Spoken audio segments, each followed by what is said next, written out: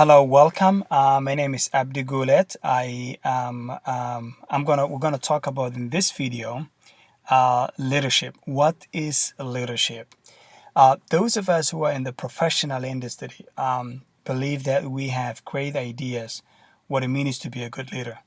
But leadership can be hard to define because it involves social influences and maximizing the efforts of others to achieve a specific decided goal. So there is no one size fits all definition for leadership.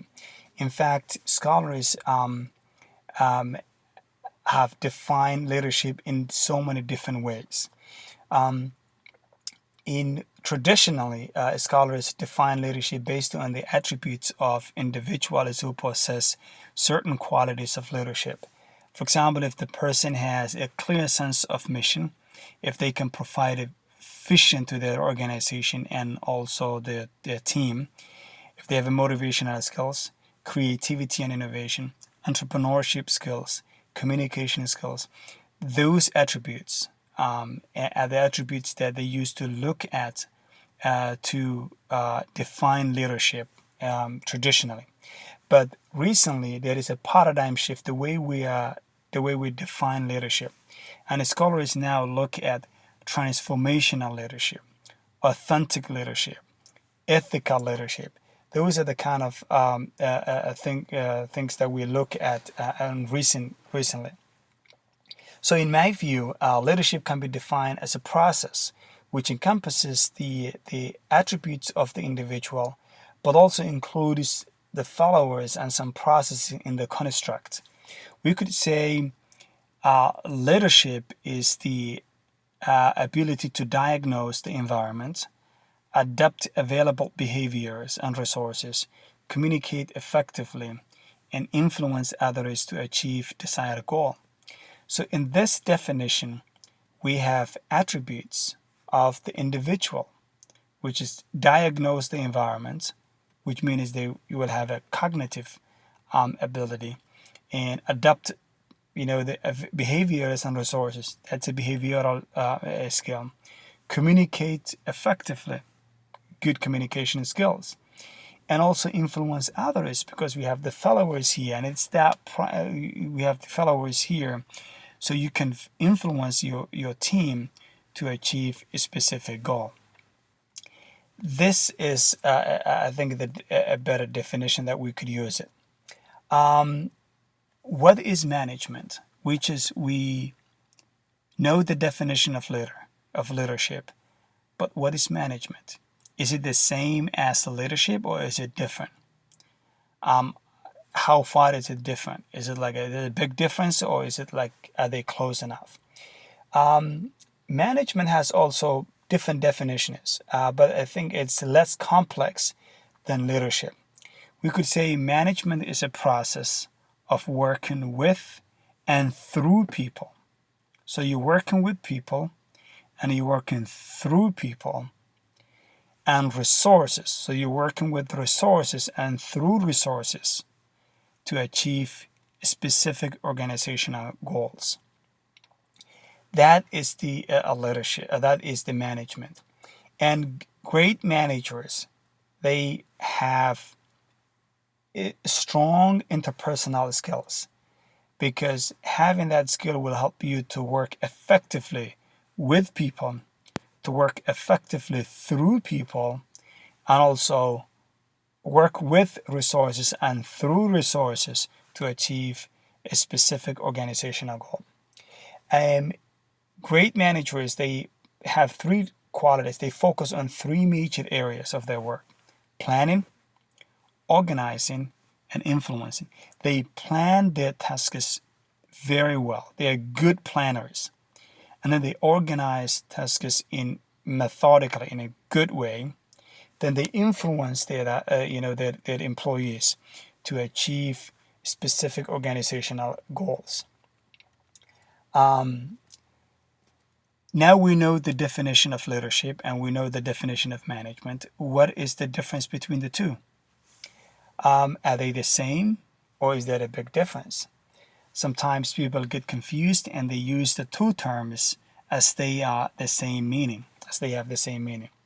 But leaders and managers, they have practically two different roles. For example, managers, they focus on a specific detailed action plans. They instructed their employees. They give directions to their employees. They minimize risks because that's their goal. They want to meet the budget. They want to finish the tasks within a time frame. So they minimize the risks. They think the short term. They don't look at the long term and all that stuff. They look at the short term to finish this specific task within the time frame, within the given constraints.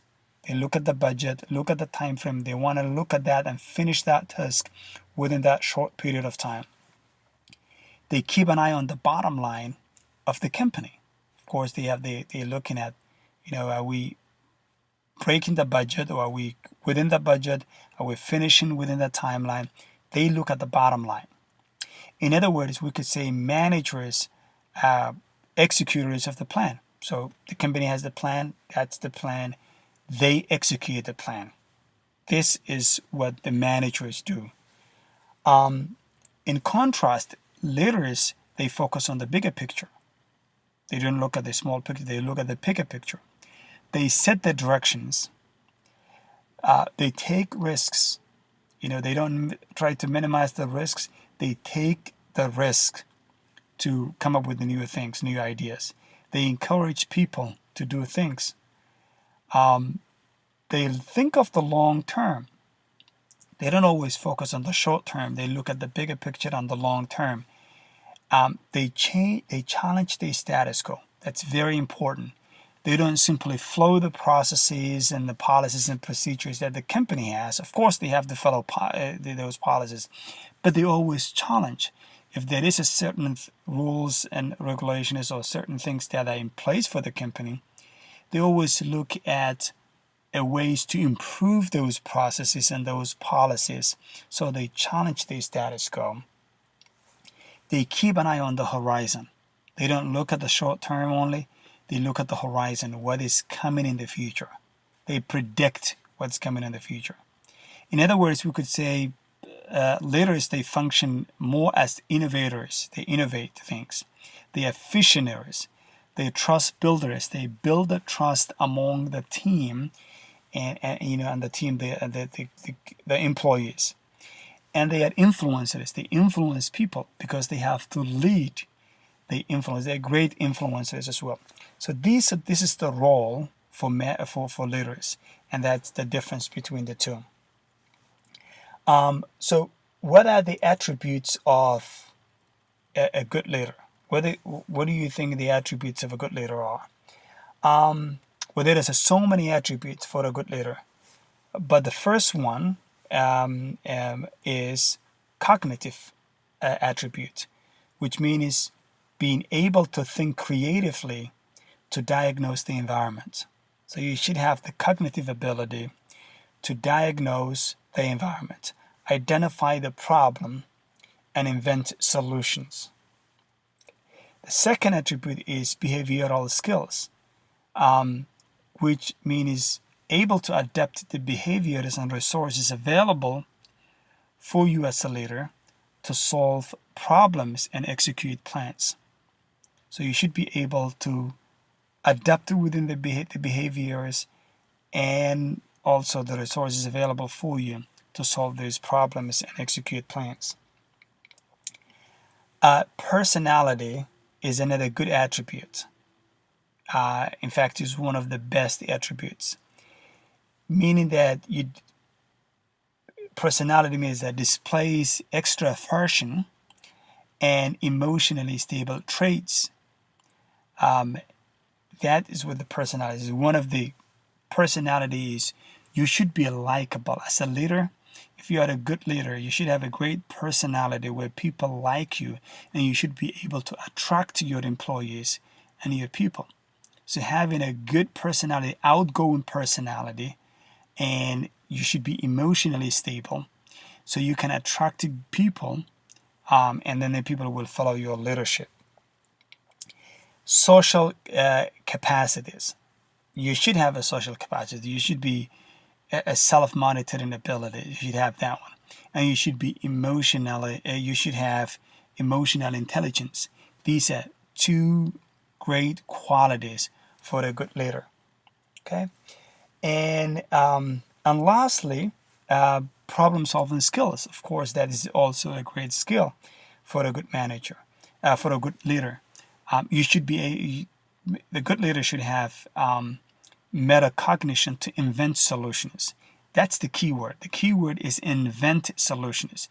If there is a given problem within your organization, you don't look for great leaders if they couldn't find the solution within what they have it at that time.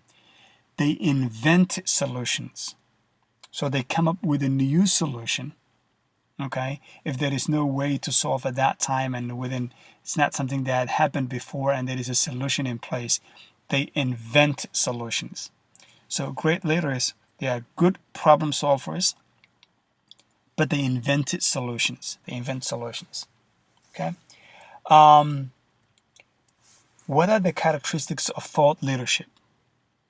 Thought leaders, they have a specific characteristics that they do. So some of their characteristics, they have so many characteristics, but some of them, they are trusted source. People trust them as a source of knowledge, as a source of inspiration. So they are trusted source. They inspire people with innovative ideas. They come up new ideas, innovative ideas, and they inspire people with those innovative ideas.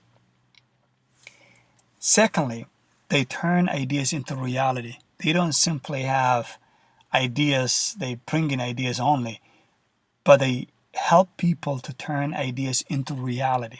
Come up with an idea, innovative idea, put it into practice, and make it into reality, something that's more productive and helpful for people and your organization as well. They promote thought-provoking viewpoints. That's very important skill. They don't simply follow what is in there already, the status quo. They promote a thought-provoking viewpoints. Anything that they see, if that is a policy for the company, they're always looking at different angles of different ways to improve their policies. If there is a process in place for the company, they're always promoting other things and thoughts to improve that process. So they always promote thought-provoking viewpoints. They challenge the status quo, as we said earlier. Okay. And the other thing we could mention is that they create new insights and solutions. They don't simply wait for getting insights from somebody else or getting solutions or waiting to somebody else to give them a solution. They create the solutions. They invent solutions. They create new insights and for their followers. Okay. Effective team leadership. So this is what are the characteristics of an effective team leader? Someone who is leading a team should have a certain qualities to lead the team and produce quality work. Okay, so some of the characteristics the effective team leaders have. They have a good attitude and a behavior to effectively lead a team. If a manager had a bad attitude or if their behavior is corrupt, they're not going to be effective leaders. They could be in a leadership position, but they're not going to be able to lead the team effectively because of their attitude. So they should have a good attitude and a good behavior to effectively lead a team. They should be able to motivate their team and treat the team members with respect. They should nurture open, honesty, and fair relationship with every one of their team members. There is no favoritism.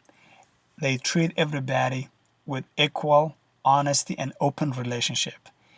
That's how they become effective leadership. If there is any kind of a favoritism and they like some of their team and they dislike some of their team, people will understand that you dislike them. So they will not be an effective team leaders. So they should be honest. They should have a fair relationship with every single one, and they should have an open door policy for their team. Okay. They should develop efficient for their team. They have to develop efficient with their team.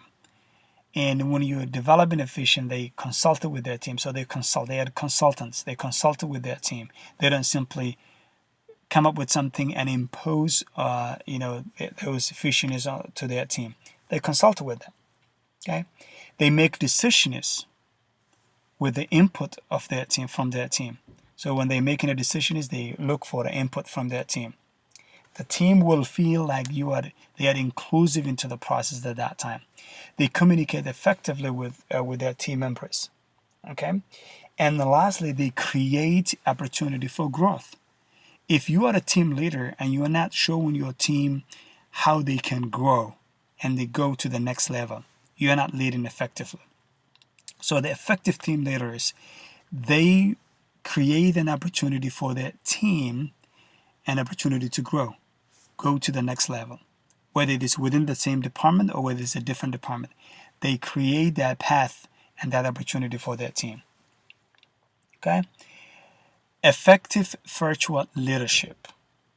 So if you are a team leader and you are leading a team virtually, that's completely different than having leading a team within the roof that you are in.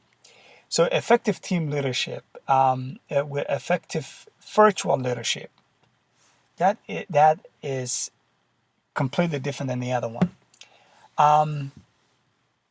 The reason it's different is that because they deal with the way they deal with performance management function is completely different. And the way they do it is that because people are not within the same roof, you could be managing people in different countries, in different time zones. They could be at work while you're sleeping, or they could be sleeping while you're at work. So it's really challenging. And so effective virtual team leaders, they need to devote additional resources to explicitly structure performance management activities. Okay, for some of the specific traits that they should have is that they should build trust among their team members. They should inspire their team members to achieve specific results. They should delegate work and responsibility effectively. They should have a strong communication skills. Very important.